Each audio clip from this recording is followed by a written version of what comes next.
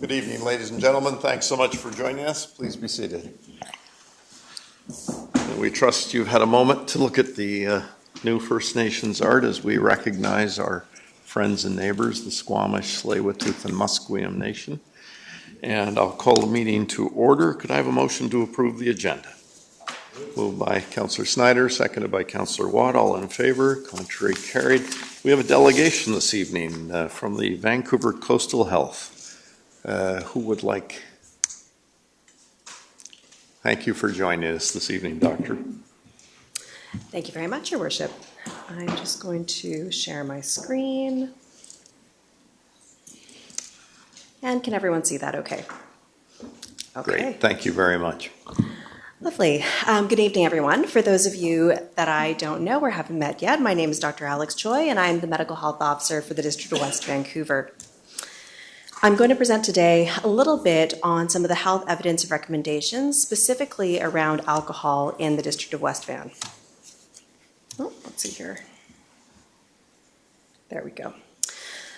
All right, so I'm not going to belabor the point, as I think many people will have seen this slide, but it's widely known that alcohol plays a causal role in more than 200 diseases and injury conditions, and there is a very clear connection with life expectancy. So on a population level, if we look at the residents of the districts of West Vancouver, as alcohol consumption increases, life expectancy decreases. And unlike what we may have thought in the past, this is not restricted to what we would have called problem drinkers. This is for everyone who drinks more than 3 drinks per week. And while we frequently think about, or we hear about the social benefits and benefits to businesses, and I apologize for the blocked text there, the changeover from PowerPoint to Adobe was not kind to us. But there are also many social harms and harms to businesses. Some of the costs to businesses include things like increased absenteeism and lost productivity. And while alcohol may be enjoyed in some places where people come together, we've all probably had experiences where alcohol also took away from connectedness and created discord. You think about, that friend of yours who turns argumentative when they've had one too many. We also have many other facilitators of social connection that frankly don't cause cancer.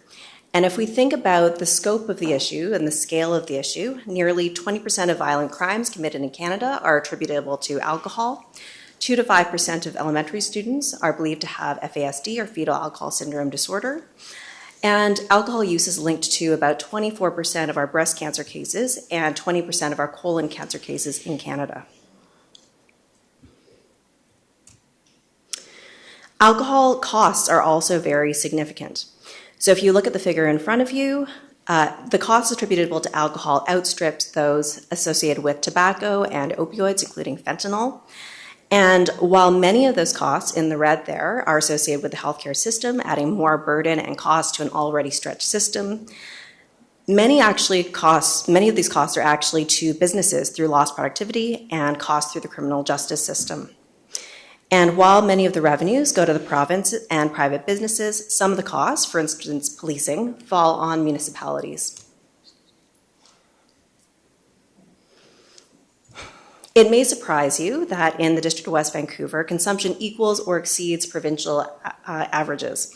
So if you look at that figure in front of you again, the top line in purple, that is West Vancouver, significantly exceeding what we see in the VCH region and even in BC, although I have to say, I'm very relieved that it's come down from where it was at the height of the pandemic. This is also not just the only data point. We're very clear that we don't put any stock in just one data point, but if we look at what people say they drink, what people say they consume, and what they buy, the results are very similar across the board. So we know that, a significant number of folks in the District of West Vancouver drink more than is necessarily healthy for them. During the pandemic, we know that about 22% of folks in the District of West Vancouver increased their alcohol consumption, which is very similar to what we saw across the province.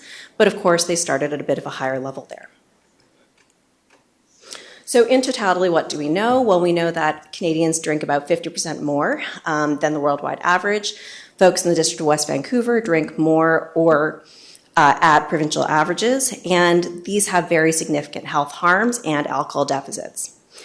So what do we do about this? So, I want to be clear here. No one is looking to go back to prohibition.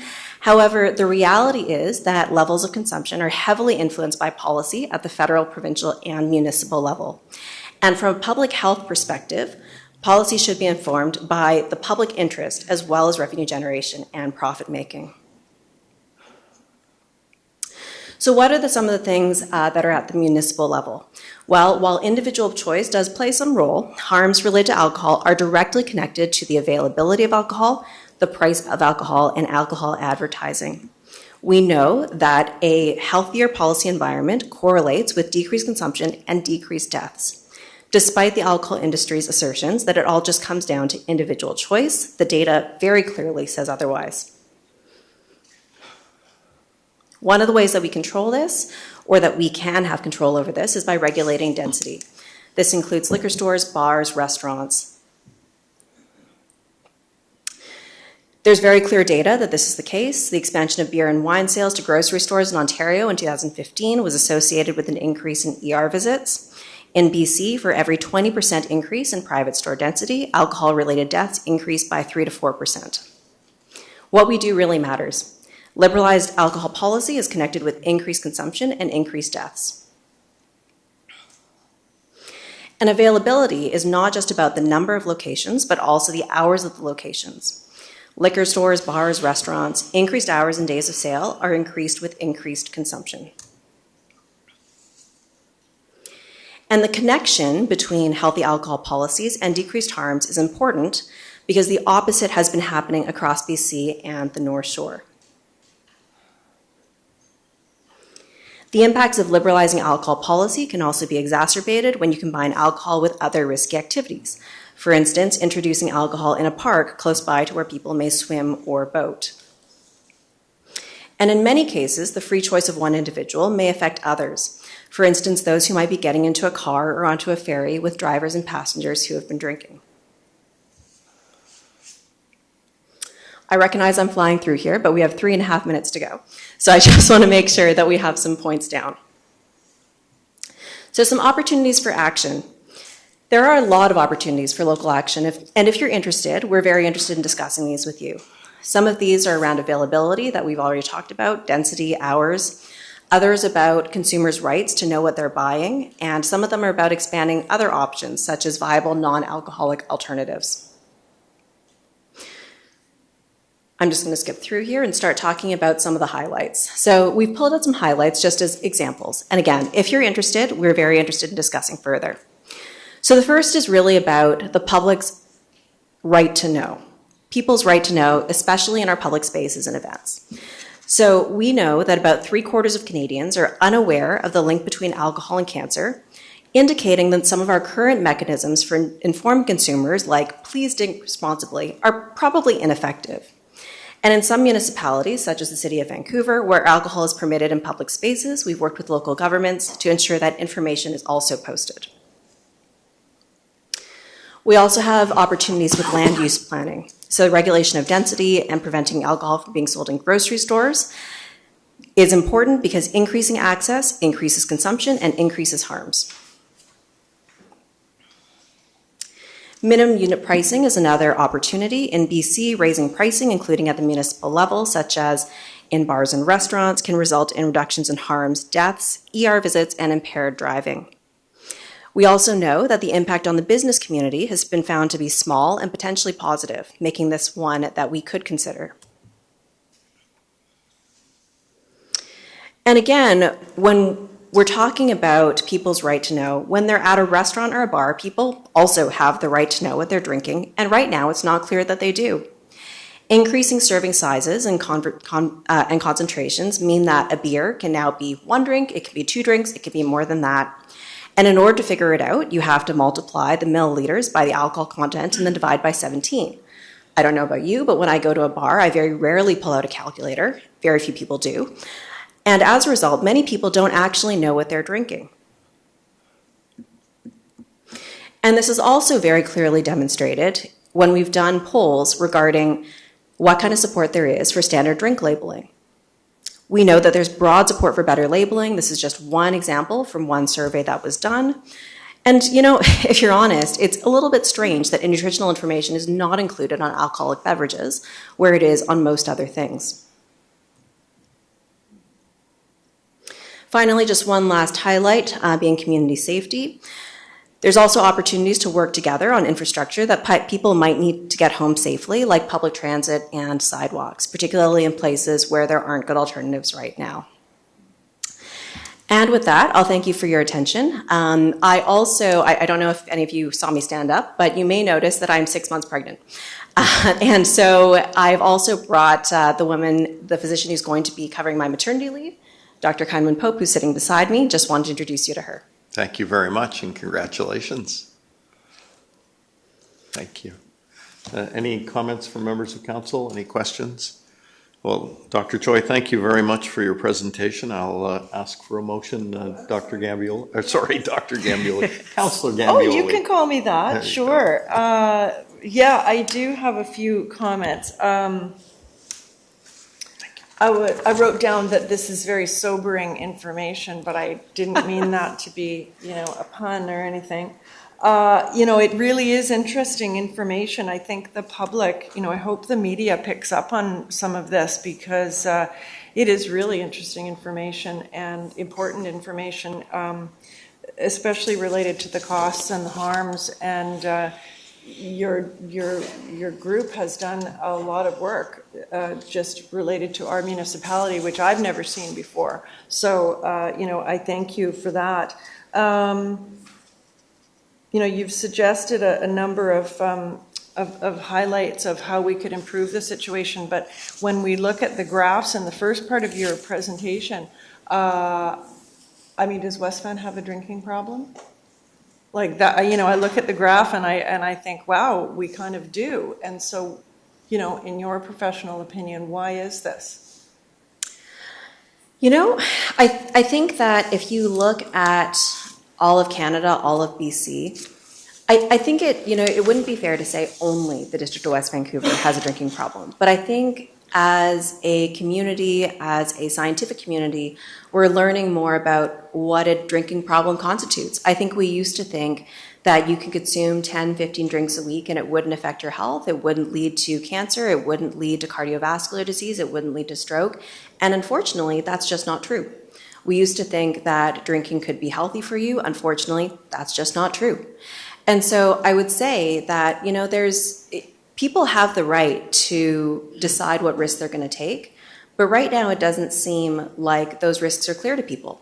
And that doesn't seem fair to them. It doesn't seem fair to them that people are developing colon cancers and breast cancers, and they're not realizing that it's as a result of something that they've been consuming their whole lives, thinking that that could be healthy. So I guess it depends what a drinking problem is, because we used to define a drinking problem as, an alcohol use disorder, someone who is, quote unquote, like an alcoholic. And now we're finding at much lower levels, even though you may not have an alcohol use disorder, your drinking can cause very significant impacts on your life. And I think that's important for us to know. And I think if there are policy opportunities for us to save lives, those are something that in public health we like to see.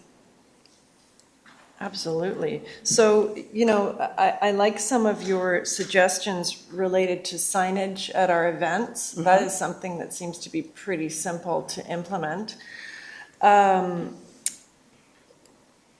we've done a lot lately in terms of regulating the density of certain types of retail establishments, but none of them were liquor stores. We talked about veterinary clinics and we talked about money exchanges, but it's funny that we actually never thought of liquor stores in terms of that policy. So why aren't we thinking of that? So, this information we didn't have handy before. So I think that's really something that staff should be thinking about.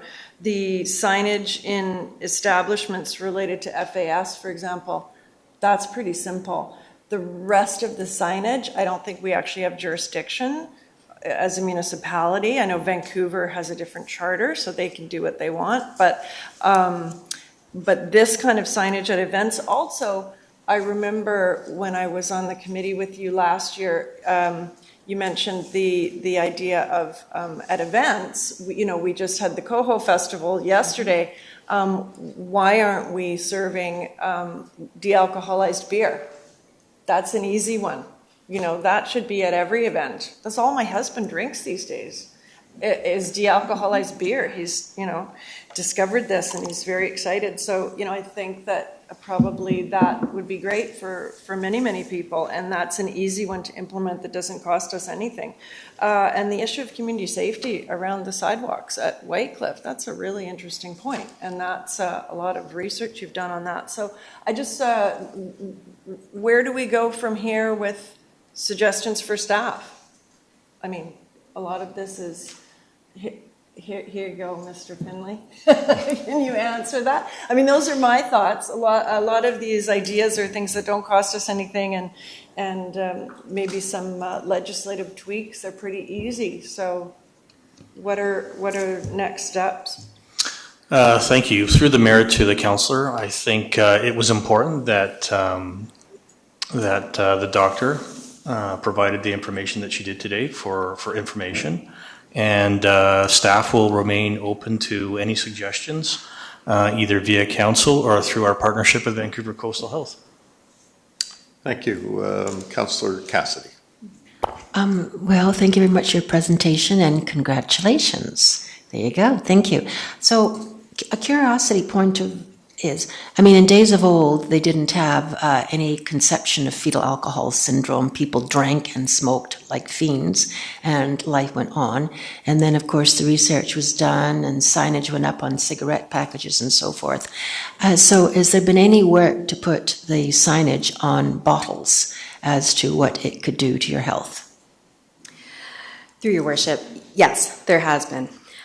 So there are public health agencies that are currently working with the feds on alcohol labeling. Some of that does include information not only about standard drinks and nutritional information, but about the harms of alcohol that we now know. So, you know, as you might recognize, on cigarette packaging, a lot of this rotates because there are many ill health effects from smoking.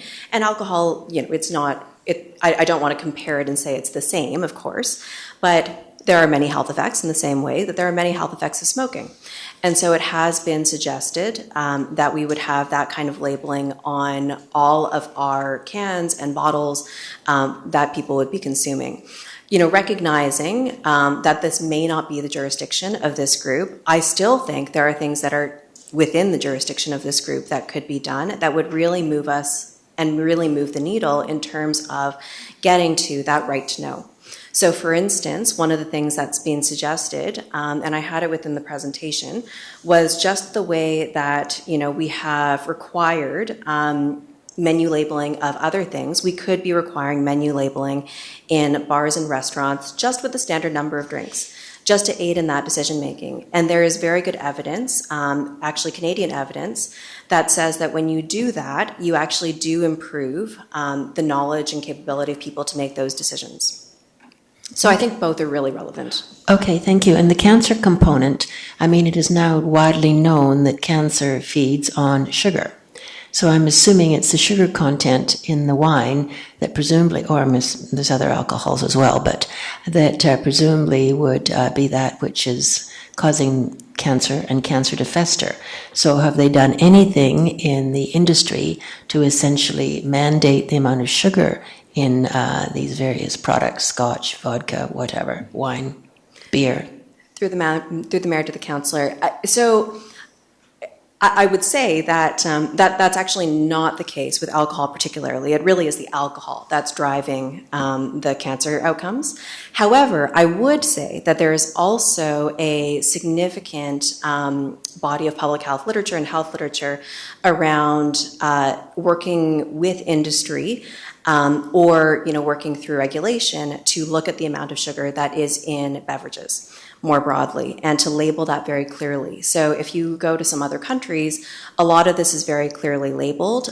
So for instance, people have looked into kind of like the stoplight model, where you have a red light, yellow light, or green light, depending on the nutritional information of that product, not just beverages, but other things as well, so that people can, again, make those decisions. Because you're right, you know, sugar is not the only problem when it comes to alcoholic beverages. It's really the alcohol.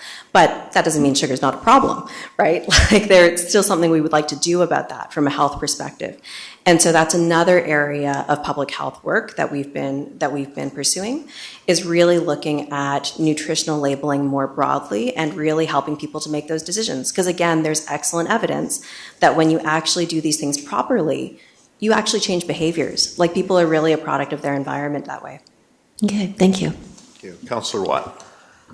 Thank you for the presentation. And as the councillor that brought forward the expansion of the alcohol program in the parks, I just want to add, I'm in the Horseshoe Bay Park every day. I don't see anybody drinking. So I like the idea of the signage, and certainly at events where we're serving alcohol, but I think that if we slapped that up in the parks, people would go, oh, hey, I can drink here. And right now it's so small on the bottom of the sign. I've seen maybe 3 people the entire summer with a single beer in their hand. So I will say that through my eyes, daily, I'm not seeing an uptick there. So that is a positive. Thank you. So through your worship, I think one of the reasons that we didn't focus exclusively on alcohol in parks here is because I don't think this is all about alcohol in parks. I think there are many ways in which alcohol access has been liberalized over the past 10 plus years. Alcohol in parks is one of them, sure, but there are many opportunities for action here. I don't think it's just that one. And so, honestly, if we, and I understand these decisions are very popular and that's fine, there are other ways we can act. So I think any of these really would be a wonderful opportunity for action and to move the needle here and to prevent deaths. If we do not see the alcohol in parks one as one we want to work on, that's okay. There are many others that we have the opportunities to work on together. Thank you, Dr. Choi. We're just getting a motion. I have one more question. What do you think has accounted, socially speaking, for the uptick in alcohol consumption, the right to consume alcohol in public places? I mean, I just see Vancouver has brought such in at Kitts Pool, for example. So what would you say is the reasoning behind it? Through the mayor, to be honest, I don't know if I have an answer for that. I think that, part of it was probably the amount of time that we were spending out of doors during the pandemic. I think that's probably part of it. Some of these were probably reasonable pandemic measures. Moving all outdoor activities to the outdoors during the pandemic, for some was a reasonable pandemic measure. But these stayed beyond the pandemic. And I think that's where I have concerns. So, things that were intended to enhance business opportunities and things during the pandemic. You'll see some of them here on the slide. Things like takeaway alcohol that really increased access and increased access after hours. One could say maybe that's something reasonable to do at a time where people aren't dining in. I guess the question is, does that mean that we need to keep it into perpetuity? And to me, if we do that, we should be recognizing that there are significant costs in terms of health harms, in terms of morbidity and mortality, in terms of the weight on our hospital systems, but also on, our entire community. Okay, thank you. Thanks very much. Mayor Councillor Sager, I Thompson. apologize for the interruption. Just to let you know, we do have 4 members of the public that sign up to speak to this item. The procedure bylaw does not allow for public input for delegations, but we do have a public questions and comments We period at the end. can have Perhaps that before at could- the end, I think. Thank you very much. Thank you, Councillor Thompson. Yeah, just before I make the motion, I understand part of the uptake in drinking in parks and outdoors was also the amount of people moving into condos, and when they want to gather socially, they just don't have the space in their own place, so more social events are organized outdoors. And on that note, I'd like to recommend that the delegation from Vancouver Coastal Health regarding public health impacts of expansion of liquor in public spaces be received for information with thanks. Thank you. Is there a seconder? Councillor Watt, question. All those in favor? Contrary carried. And we will, those people who have come to speak, we will provide that opportunity, but as our corporate officer has said, we have to do it at the right time. So we'll move now to reports. Thank you, Dr. Choi. Mr. Bailey, are you or anyone making a recommendation? Okay. Councillor Lambert, how do you feel about this particular item? I need some member of council to put it on the floor for discussion. Well, I could. I guess I have a question for Mr. Bailey. This is a second request for protection of this property. So it's been through this mill once with no success. And why are we doing it again except for the fact that there's a new owner of the property? Is there, yeah. Through the mayor to Ms. Councillor McGuire. Lambert, as Mr. Bailey was saying, it is standard practice. We haven't had many instances of this where there's a second round of a potential temporary order of protection.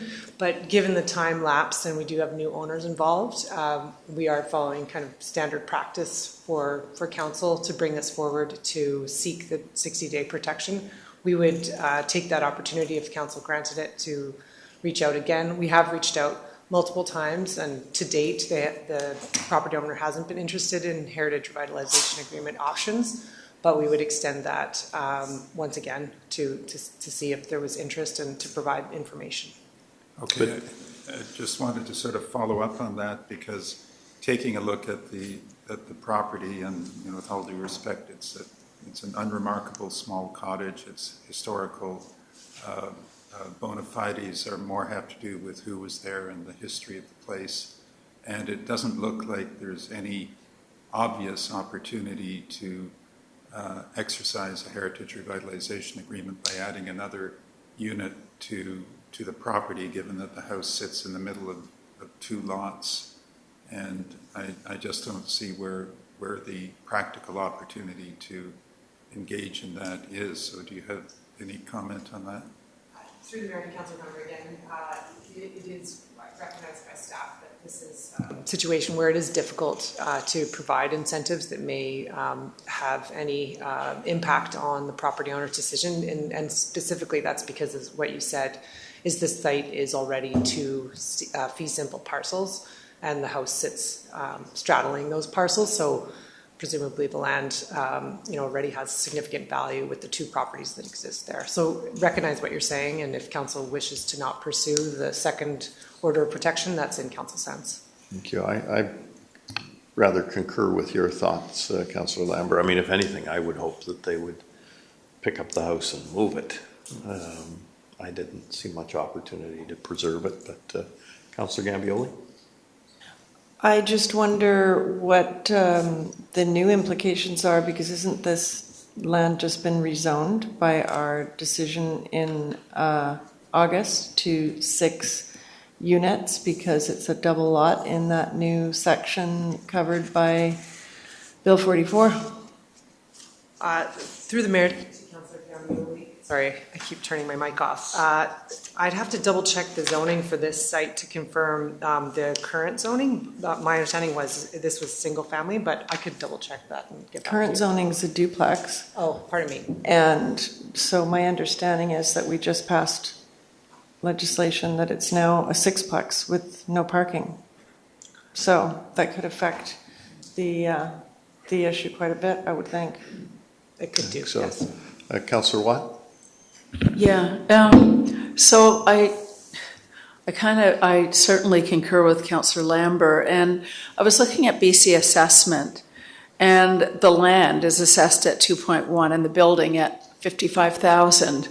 And it's interesting because that lot is, I think, 8,000 square feet, and the adjacent lots are 4,000, I believe that's what it was. So the lots for half that value are within about 100,000 either side of the land value. So it looks, to my untrained eyes on this, as though they are to some extent being penalized. They've got this large lot that you can't do anything with at this point. And I look at that, and to what Councillor Gambioli pointed out, it seems like a perfect opportunity to perhaps move that lot to become a district asset. I don't know where, or move the home, and it's a perfect spot for some gentle densification, be it townhomes or whatever. So I'm reluctant to further handcuff the owners.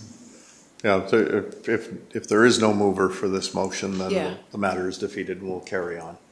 Does anyone wish to make a motion? Sorry. I would not like to make a motion, Mayor Sager. Mayor Sigard, there are two members of the public that have signed up to speak to this item, I believe two. One is Dr. Este and the next is Najand. They signed up for item for number 4, which is what we're on right now.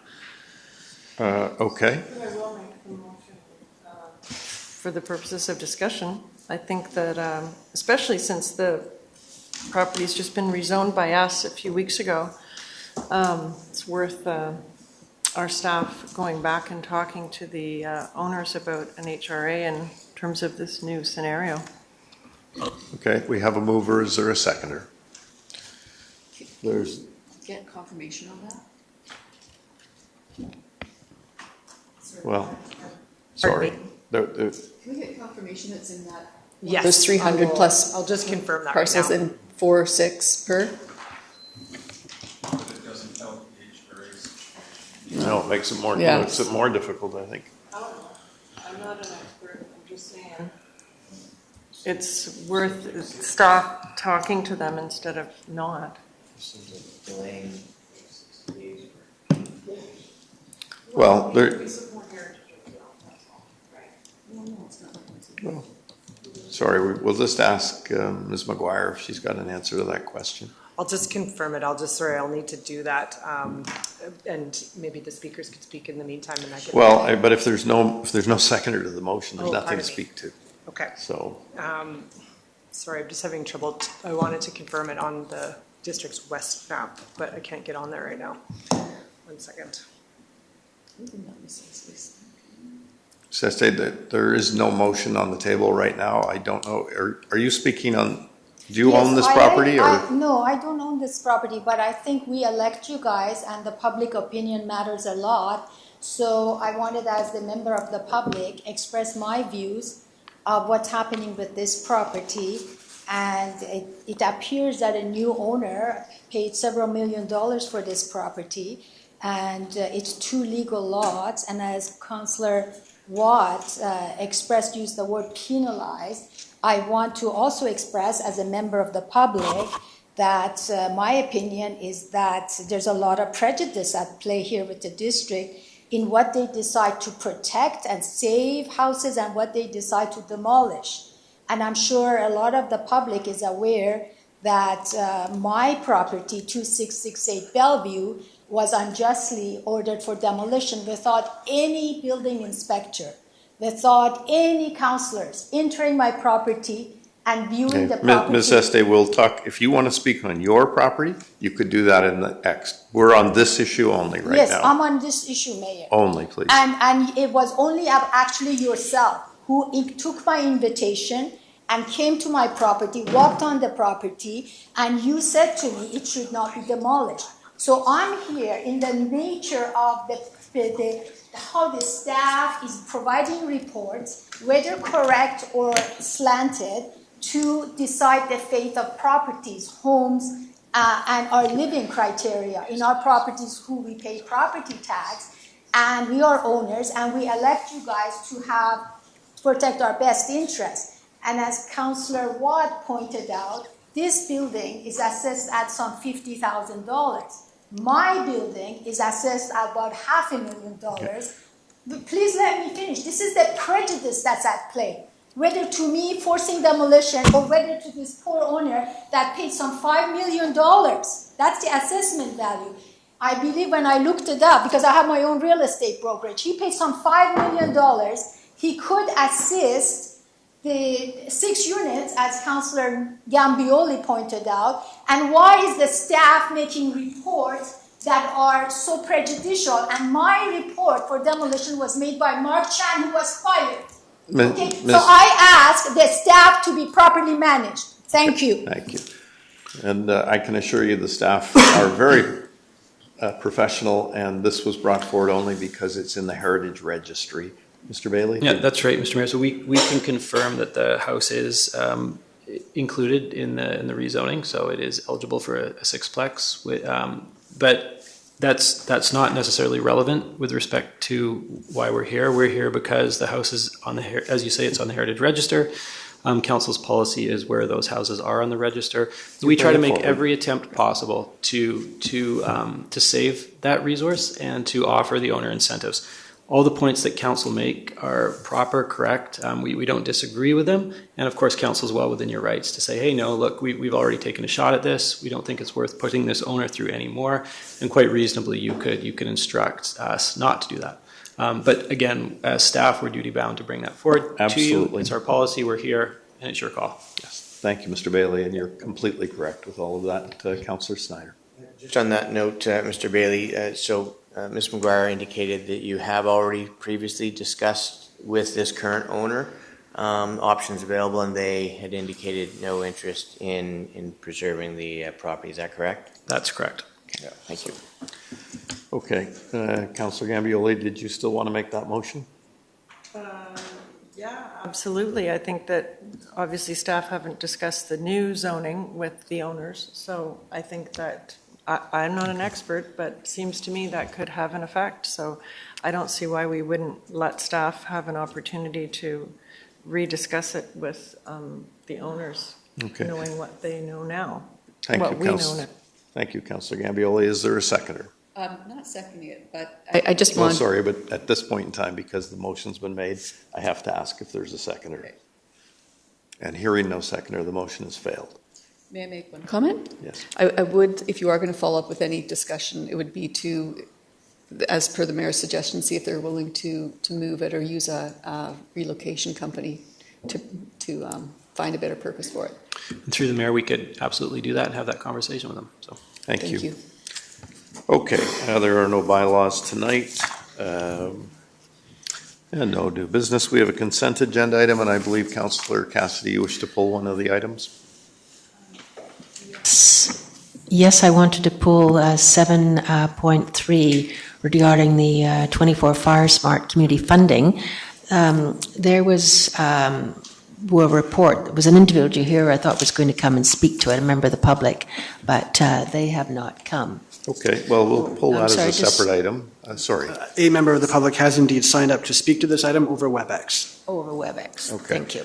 All right, so 7.3 is pulled from the consent agenda items. The rest of the items stand. Would any member of council like to make the motion? Councillor Thompson, seconded by Councillor Snyder. Any discussion? Call the question. All in favor?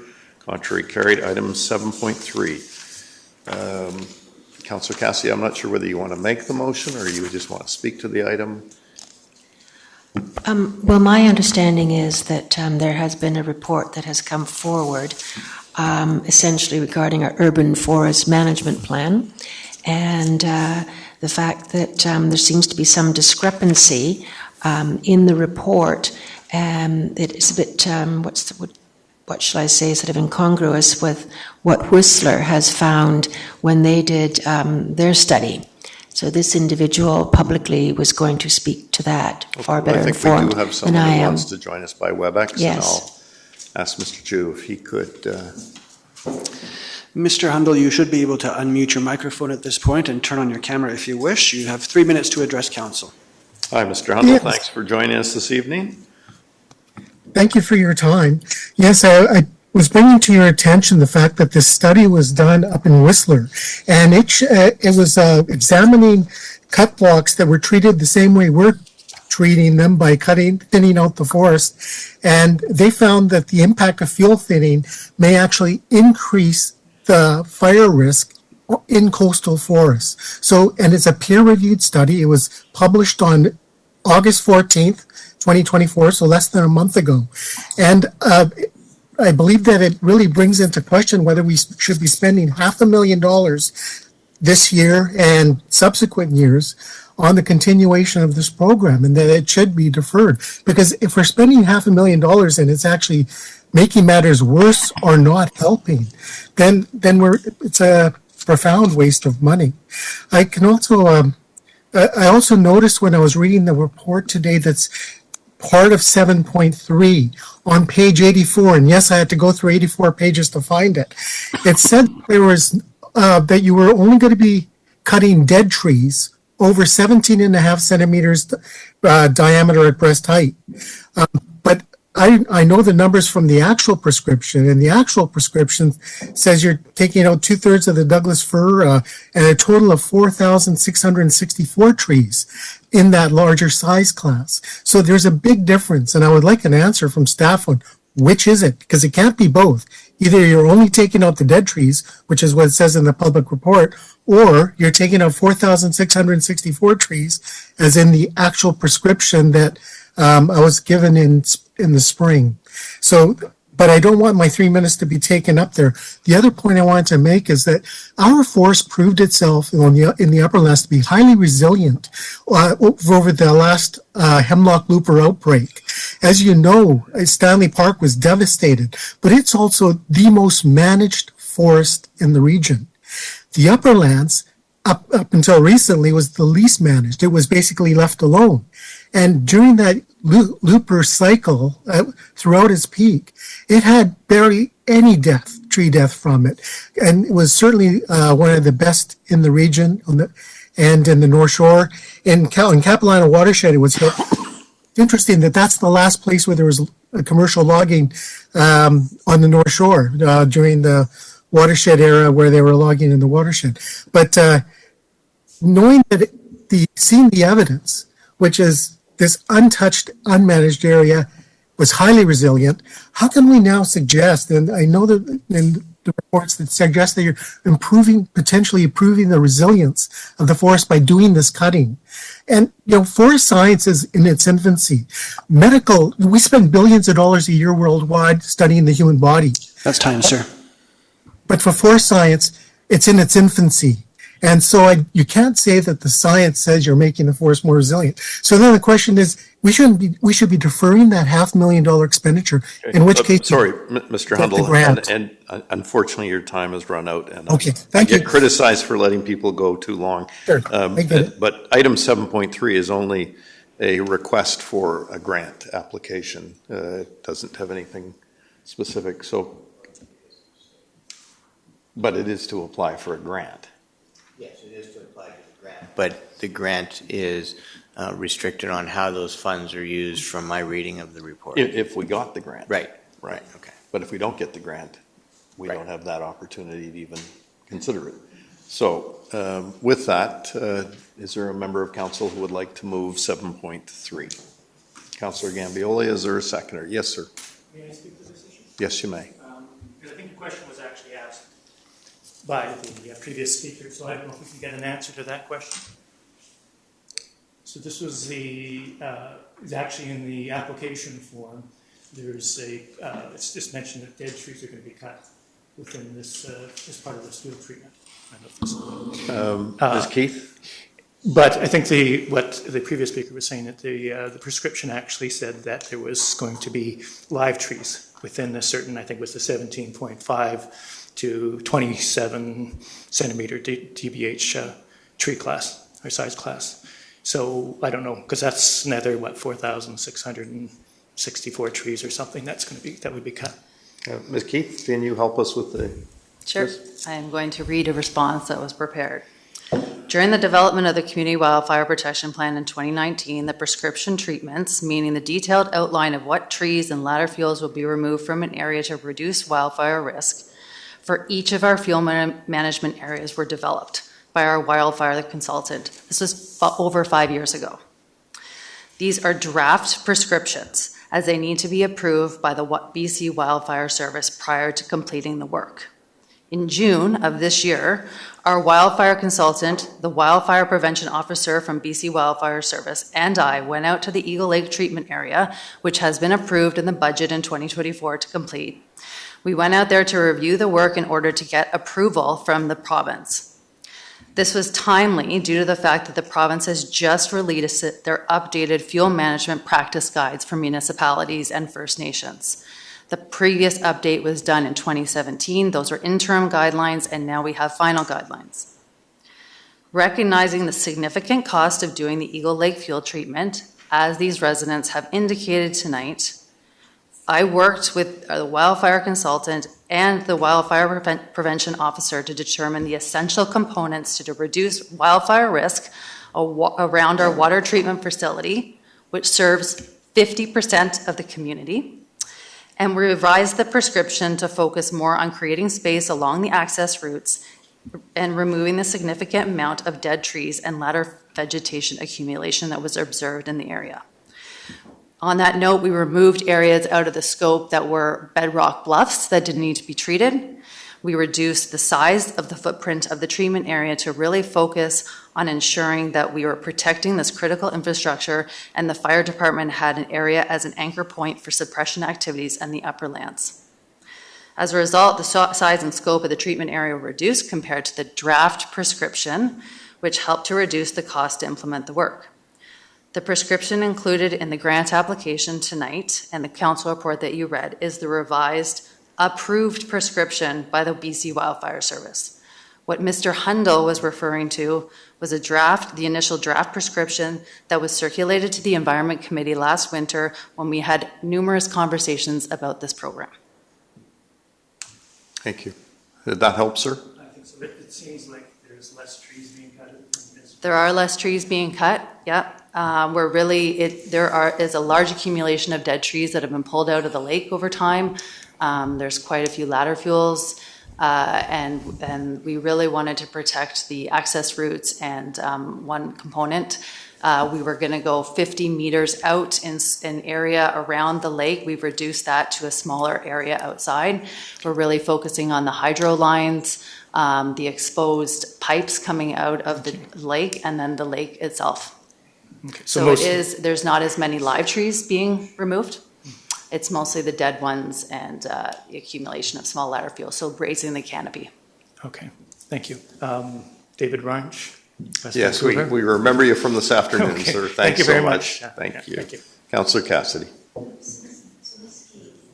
For my edification, please, I hear this figure of 4,064 trees bandied about, and I hear in other areas that no, it's just we're getting rid of the foliage on the ground and the dead branches and so forth. So just exactly, are we taking out, and I'd like this to be public once and for all, are we taking out these 4,000 odd trees? Are they dead or are they alive? So through the mayor to Councillor Cassidy, we will be taking out some small diameter trees. So I believe, and I'm just trying to find the updated prescription, they're less than 12.5 centimeters in diameter that are close in spacing. This is to allow the bigger trees to have greater spacing, but primarily we're really focusing on the Eagle Lake area to do a lighter clearing touch. So really focusing on just cleaning up the area so that no hazard trees fall on hydro lines. If the firefighters need to get up there, they have easier access. There's more room to move. So it's really just addressing the ladder fuels, as I've previously indicated. It's not logging. We're not clearing the area. We're essentially not going to be impacting the higher canopy cover. It's really just to create a safer place. So these small trees that you're referring to, is this new growth or trees of the future, or what? Just exactly what are they? Well, 12.5 centimeter trees Yes. would be newer trees. There would be the young trees of our future. Essentially, yeah. So when we talk about a new canopy and going out there and planting new trees and so forth, in essence, aren't we taking down new trees? Essentially, there is a trade-off between wildfire management and the number of trees in an area. There is a trade-off, and I will. That's very obvious. These are second growth unmanaged forests, so they have rejuvenated over time from previous clear cutting and logging. These are they do regenerate over time. There is in the fuel management practices. This is not a one-time thing. You're technically supposed to keep doing it every so often and monitoring the progress. District of North Van, who's been doing this for a lot longer, does plant some trees, deciduous trees in their managed areas that are more resilient to to wildfire. We haven't got to that point yet because we've only done a couple of years so far, so it's very new and early. Well, it just seems to me, from my very uninformed point of view, that the discussion we had this afternoon about replanting new trees and saving our tree canopy, in point of fact, we're going up to this Eagle Lake area and doing just exactly the opposite. And I understand from this Whistler study, which has exactly the same ecosystem as we do, that the wind speed and the drying out, which they did after they did their clearance, actually was counterproductive to what they actually wanted to achieve. Yes, I've read the study from Whistler. There is a response from the municipality of Whistler that doesn't necessarily agree with that. The in-stand climate variables can change with wildfire management, with fuel management, as we're discussing right now.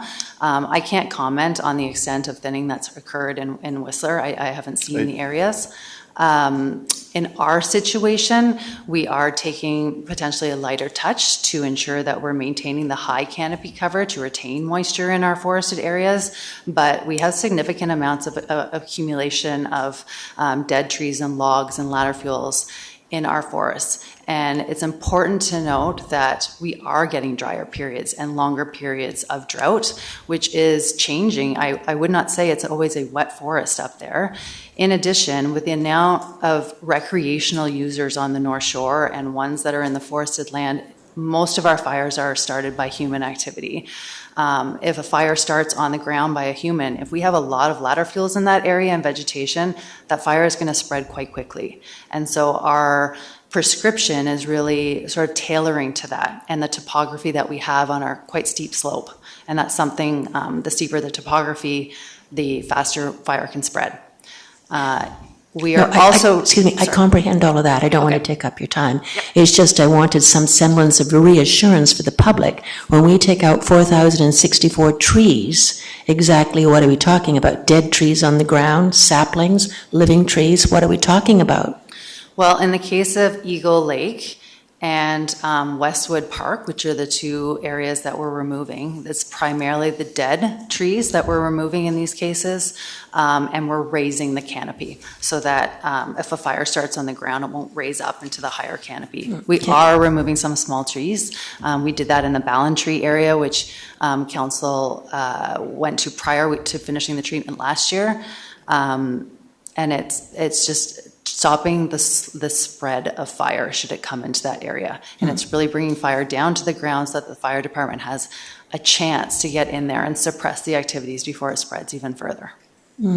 And my last question, and this is when you take in a consultant, is this an academic consultant or is this a consultant who has a financial interest in the outcome of the decision making? The wildfire consultant that we use does not complete the work. So they monitor the work and ensure that it's done according to the prescription that was approved by the province, but they're not the large contract that would be awarded out to a tree contractor or one that specializes in this type of work that can follow the prescription. Okay, so thank you. I would just like to comment because I have regard for Mr. Hundle and I haven't had a chance to speak to him about his report. But I have firsthand experience from Whistler because I'm a property owner there, and our neighborhood did the fire smart protection. And I've got to tell you, every single person in our little neighborhood of about 48 people participated, and we all feel that the property is much safer than it was. The materials that were taken out were dry, and it was very clear this was a wise thing to do. So I'm curious but I think we've discussed this enough. I will ask if anyone likes to move 7.3. It was moved and seconded. I'll call the question. All those in favor? Motion is carried. Thank you. Okay, that turns us then to any reports from members of council. Summer activities. Councillor Thompson. No, I'll do the recent one. So we had the Coho Festival, which was great. There was a number of us there. It was great success. So many people out. I think we sold 800 plates of beautiful salmon. Even our district manager was there flipping burgers. We had the first responders, many local politicians. So it was a great success. The same morning, they actually had the inaugural Walk for Health and Wellness, and it was a walk where they invited 55 and olders to start from John Lawson, walk the pier to Dunderave and back. And there's about 80 participants, very well received, and it was all a volunteer initiative that works across the North Shore to collectively bring seniors together and keep them active in an exciting way. So I was really pleased with that. Thank you, Councillor Thompson. Councillor Watt. Hello. Okay, thanks. Yeah, so I had the opportunity to go out and say a few words at the Ferry Building Gallery a couple of evenings ago. There's a new show that is definitely worth checking out, Fragment and Connect. And Serbian-Canadian artist Tatiano Mrkov Popovici and Russell Hackney, they've got a combined show Russell is an incredible porcelain artist, and Tatiana is she's a fantastic landscape artist who's moved into abstract paintings, and it is definitely worth taking the time. Thank you, Councillor Watt. Councillor Gambioli. Yeah, I just wanted to report that I was on a virtual call today with people from other councillors and mayors from across the province with the Minister of Energy, Mines and Low Carbon Innovation, Josie Osborne. And among other things, she was mentioning that there are new hydro rebates for battery storage units now. So if anybody wants to put up their own solar panels, you can now get up to $10,000 in rebates for new battery storage units, which was a bit of a barrier for this in the past. That just came down a couple weeks ago. And BC Hydro has done a big call for renewable energy projects, big solar and wind projects around the province, and they're going to be announcing their decisions in December. These are very, very, very big projects. And so that's exciting. And there are also, I'm seeing that our facilities managers there at the back. So I'm mentioning this in terms of there are also rebates for municipalities to create our own energy and create savings and profits for the municipality by, for example, putting solar panels on the rec center roof. And so I'm looking at our staff to learn more about that because I thought that might be a great idea for the revenue stream. Nice way to get any money out of the province would be good for us. Well, we get money from the sun by creating our own energy and giving it back to the grid, but soon, apparently, we may be able to keep it and bring down our costs. So I think that's exciting, and maybe you can throw that in the pot, Mr. Mayor, with the ideas of your roundtable group. Thank you. Great suggestion. Could I have a motion to receive the members of council reports? Councillor Watt, thank you. Seconded. Councillor Snyder, I'll call the question. All in favor? Contrary, carried. And now we have an opportunity for any public questions or comments, and you say we have some already signed up. I have 4 names so far. John Miller and Lawrence Rooston are the first 2. John Miller. Dr. Miller, it's always good to have you join us. Thank you. And I think I had a meeting with you this morning, and I apologize. I was on a very delayed flight. No problem. Good evening, Mayor and Council. It's a privilege to be here before you tonight. I want to start off by thanking Dr. Choi for bringing forward this issue of alcohol sales in public places.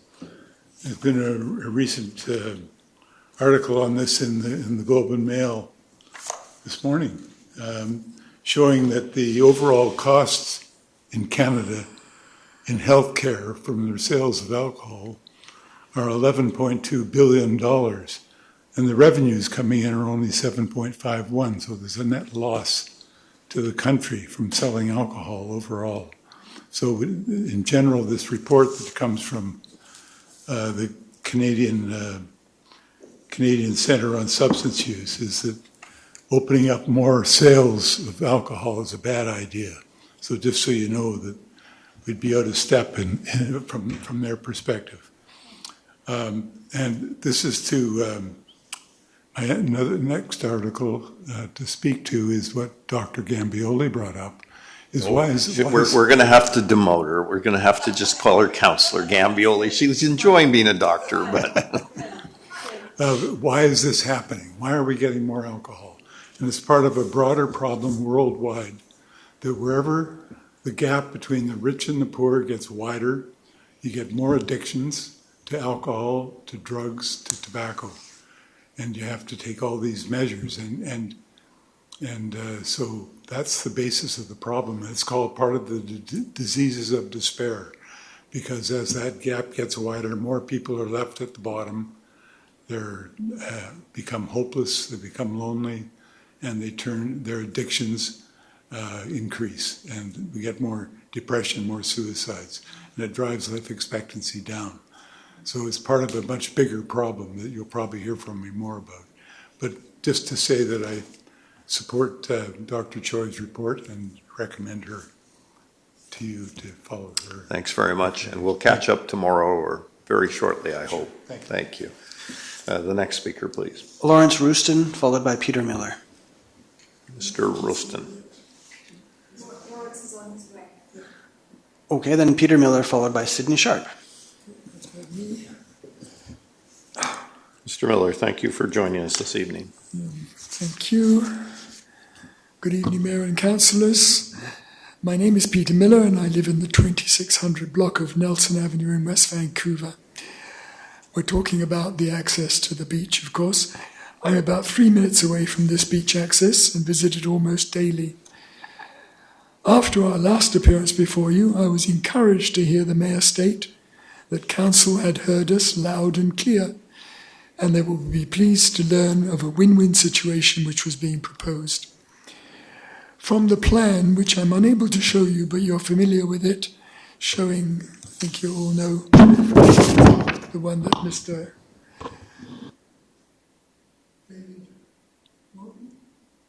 Mr. John Wong, sir, are you referring to John Wong? Yes. Thank you. John Wong provided us with this plan showing the outlines. Sir, could we get the microphone for Mr. Miller on? Hello, hello, hello. It's me, it's not the microphone. From this plan, kindly provided to us by this one actually, by Holly Calderwood, we can see the area of the property at 3000 Park Lane, marked Proposed Closed Road, which we understand is now the parcel of land for sale. Also shown is the remainder road with the black outline. Clearly, the existing path and both staircases will not be able to be retained if the empty lot is sold. From the Mayor's comment, we will preserve the beach access. My understanding is that he's referring to the remainder road area outlined in black. As you can see from the diagram, the win situation is that the buyer of the land will now have the assurance that the areas outlined in red, previously excluded from the beach access path, are now included, and that the public will be left with the area within the black outline, marked Remainder Road, to provide the future beach access. Although we are losing the delightful gem of a walk down to the sea, framed by the arch of the two lines of trees, with the water in the distance, it's my hope that you will be able to achieve an equally pleasant experience for people using this new 15-foot wide route down to the seashore. Thank you. Thanks. Just because there is a great deal of confusion that has been perpetrated, and I believe that the next speaker I might address very directly because she's written on a public post that I saw really derogatory statements, and there was an article in the fellow that writes for the North Shore News that refers to some relationship I might have with purchasers. I can tell you, and my lawyer has been in touch with the North Shore News, that is 100% inaccurate. I thought I had met there's a fellow, a gentleman and a woman who are the purchasers. I thought I might have met the woman 15 years ago. It turns out I've never met her. I met them for 5 minutes at the request of the realtor. So any suggestion that I have any connection with these people is 100% false. And I just have to bring that up. And I will be, I think my lawyer will be in touch with you as well for correction on that point. But I think the point that needs to be made is that, and I know that the next speaker and two of the neighbors met with the former mayor about 3 weeks ago, It was in February 29th of 2016 when the British Columbia Court of Appeal stopped up and closed the road, and that the decision that the property would be sold was made at that time. The property was actually offered to the neighbors, Ms. Louie, in 2016. She didn't take that up. And so the sale of that property, the only way to achieve the sale of that property, if it is to be sold, the only thing that money can be used for, in accordance with the community charter, is to acquire a similar piece of land on the same course, water course. And I hope I've got that correct, and any member of the staff, if I've got that wrong, will correct me. But so there are very specific rules about the sale of property like that. That was all canvassed by former Mayor Mike Smith and his council in 2016, just so we set the record perfectly straight here. Councillor Thompson. Well, just because this item is getting so much traction, I'm actually not that clear on a number of things you've said, and partly because I can't see the map you're using. And I'm just wondering if we have staff here who can address, I don't know if all of you caught your storyline. I don't know. I have to make a comment anyway. Yeah. For our municipality, I speak before the City of North Vancouver. I speak before the District of North Vancouver. In each case, you come in with whatever you want to illustrate, put it down, there's a camera up there, and it immediately goes up. Why can't we do that here? Oh, that's a good suggestion, sir. I think that used to happen. I don't know. No, we had a sort of overhead projector, which was very clumsy. Yes, I do remember that. But is there any way we can get some clarity on what you're saying you think is going to happen, which is different, I think, from what we know? But well, or can you just give it to our corporate circulate officer and they can find some way to make it available for us? Oh, you do have one, okay. Okay. No, that's good. Okay. Okay, so sir, can you, now that we can see your drawing, can you help us understand what your point is? Okay, my point is that the landowner who's potentially going to... Is the red part the path, the current pathway? The current path is the red, yes. Can you see it? I'm just helping you. Oh, okay. I know, I think these are a lot of assumptions, and that's what I want to clarify is what's... The red part is the public access path. Can you see it there? Yes. Okay, so my point was that the buyer didn't want to have all this taken off their property that they wanted to buy. So we have said to them, okay, the win-win situation is, well, I don't know, I'm going backwards. We're going back to there. We're going back to the black line, and you will have all that red area back in your parcel of land. So I can do that. So I thought that was the win for them, and the win for us was that we still have our access down to the beach. I'm not sure we can confirm that. That's what the case is. This was given to me by your real estate agent, Holly Caldwell. You don't... We stood in the street and... But sir, what I can assure you is that council is considering this and looking for a solution to preserve public access to the waterfront there. Great. Yeah. But you know, fair enough to say that in pursuant to the Court of Appeal order, that path has to move no matter what. If 3000 Park Lane is to be sold, the path has to be moved, whether it's 5 feet this way or that way. It can't be right there. It's on the property line. The path which is shown in red. Right. It has to be moved. Well, it will be completely demolished, I expect.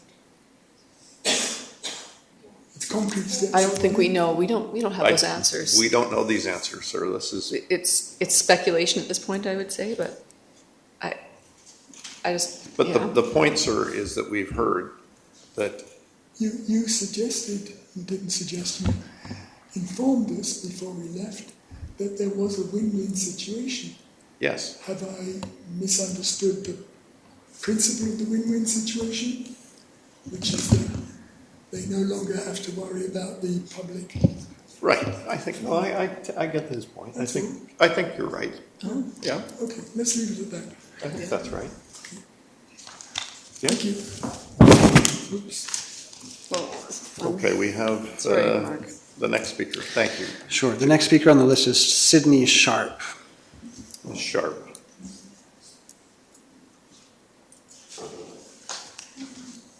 Good evening. Good evening, Ms. Sharp. Would you like me to speak first? Certainly. Okay. Good evening, Mayor Sager and councillors. My name is Sydney Sharp, and I've lived on Proctor Avenue for 25 years. I received an email on August 20th from Peter Schofield, who is a member of the District Environment Committee, and I'd like to quote here some passages from his letter. We've all read his letter. Okay. Yeah. And he shouldn't have written that as a member of an environment committee. But that's another issue. Well, it was addressed to Heather Keith. Yes. Am I permitted to read just a couple of paragraphs from his letter? Well, we have all read it, but okay. Peter writes, I am not happy about proposed plans to close and sell the beach access path at 30th Street. I note on the June 2023 update of the municipal map that 3000 Park Lane and its adjacent beach access path are labeled Proctor Park, as can be seen in this screenshot.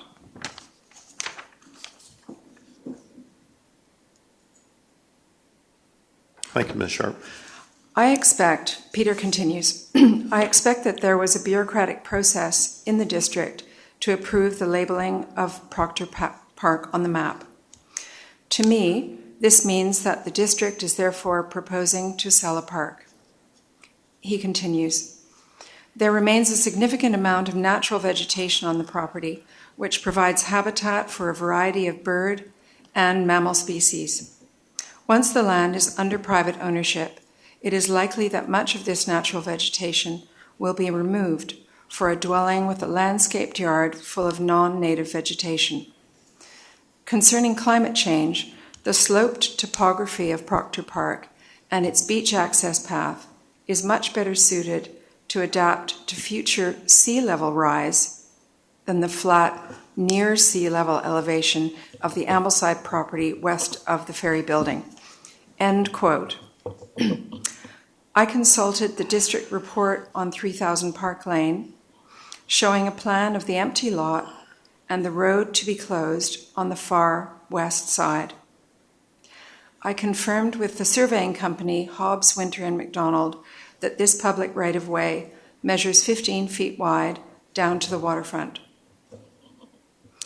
The measurement of 15 feet is an important one, as it allows for a footpath wide enough to carry a kayak, picnic hamper, or folding chairs, and space for a greenery hedge either side that would provide privacy for the adjacent properties and a nature habitat for birds. That's time, ma'am.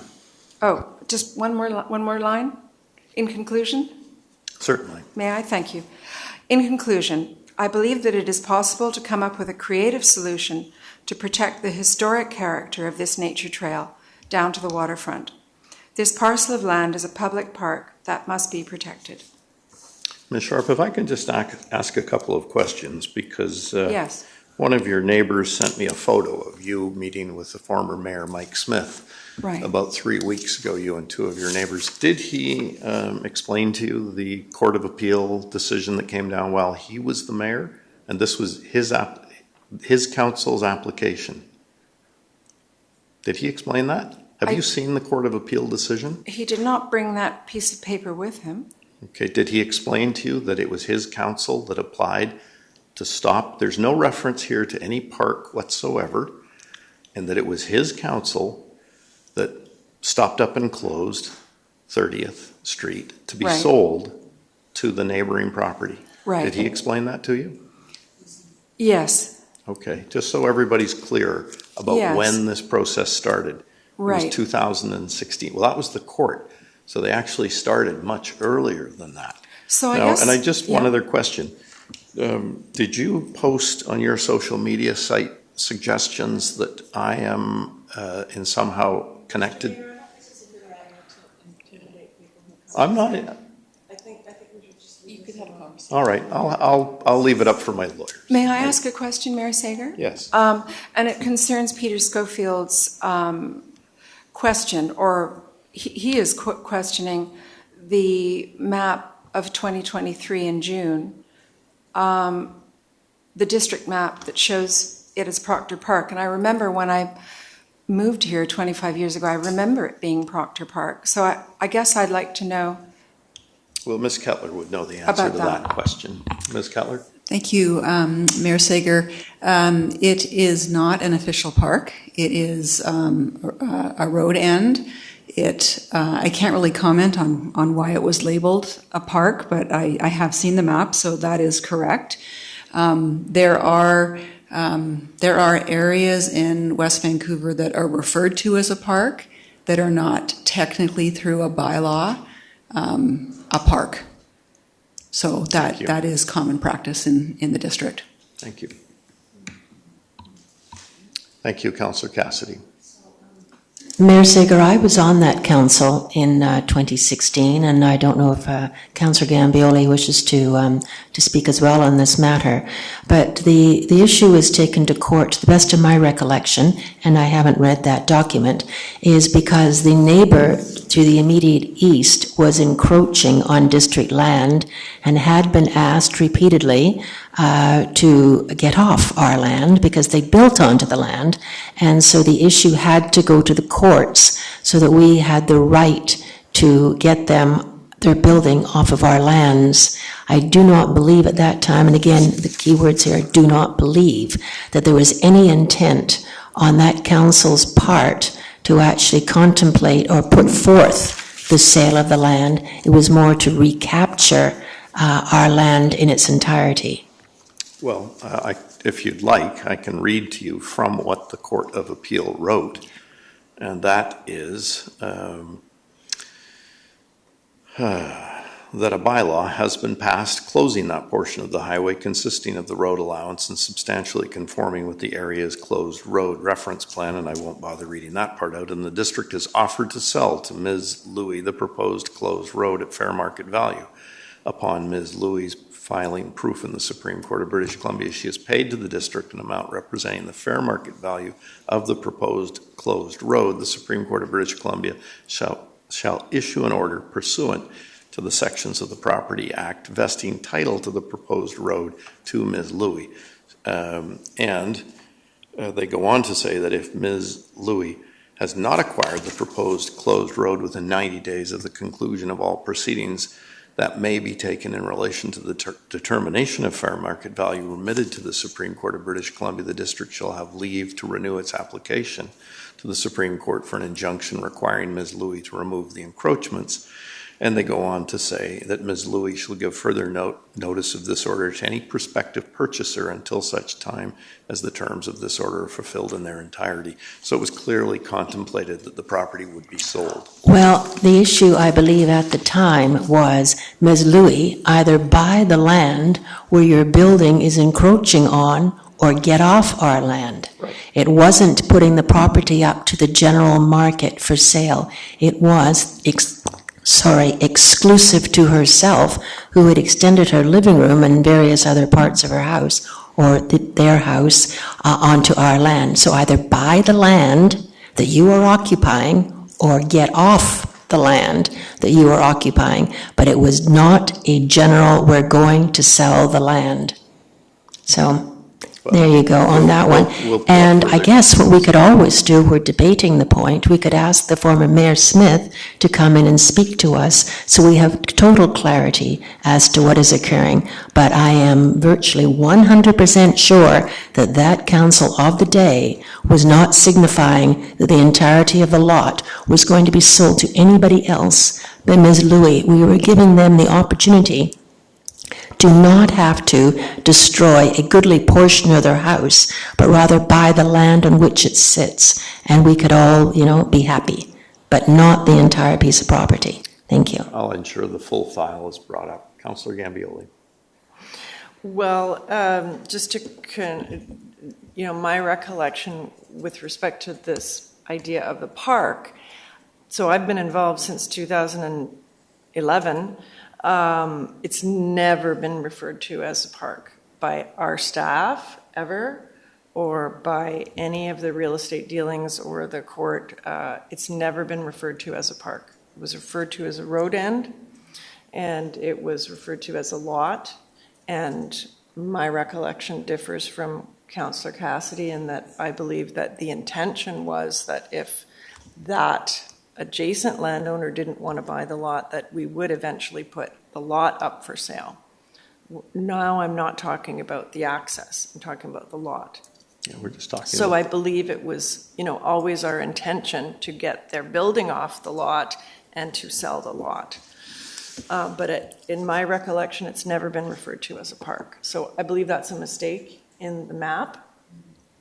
And, that was brought to my attention, a few weeks ago for the first time. So I was surprised to see that too. Thank you. Is there any other members of the public who wish to address council this evening? The final name on the list is Lawrence Roaston. I have no further names on the list. Mr. Roaston.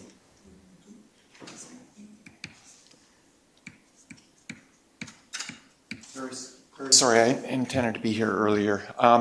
Look, the matter has been thoroughly discussed. I think our positions are clear.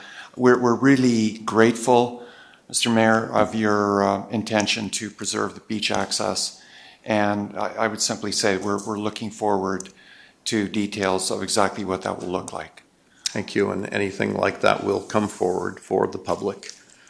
Okay, we look forward to that. Sir, because I've seen some of your comments as well, I hope you've heard my comments tonight. Very clearly. Thank you. Any other questions or comments? Hello.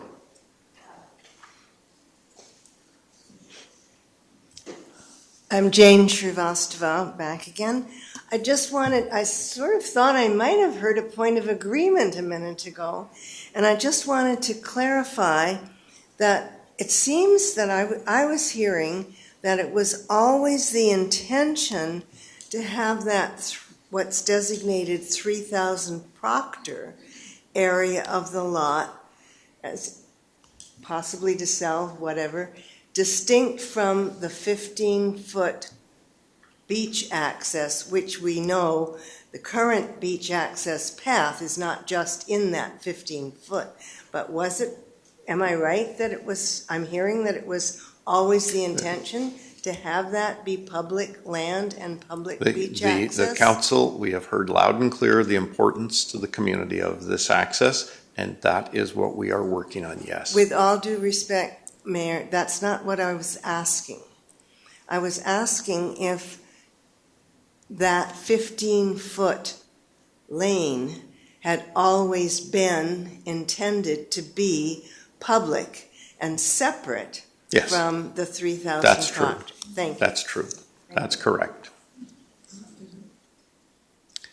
Okay, any further questions or comments?